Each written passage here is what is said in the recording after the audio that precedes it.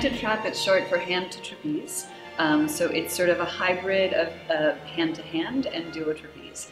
And the idea is that we have a single flyer who does duo trapeze stuff with a quarter in the air and hand to hand or other types of partner acrobatics, group acrobatic stuff on the floor, and doesn't really touch the ground in between. She's going between quarter in the air and the quarters on the floor.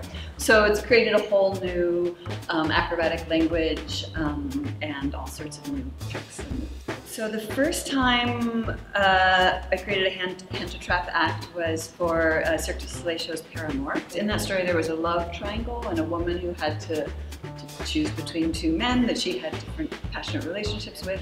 I had the idea of having one be in the air and one be on the ground so we could feel more that sense of the choice, and also it would really change the nature of the vocabulary with each of them, because the nature of a trapeze duo has a very different language than what you do on the ground. So first of all, it was a big challenge to find an acrobat who could be an aerialist and a hand-to-hand flyer, because those are very different skills and different profiles, so that was already very difficult.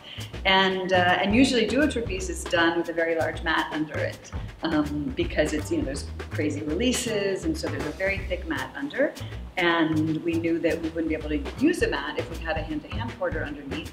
You had to be able to stand on, on fairly rigid ground. So we had to modify the duo trapeze moves so that they were safe enough to be done without a mat, and to make sure that whoever's on the ground is also really an active spotter. So that also kind of informed the research.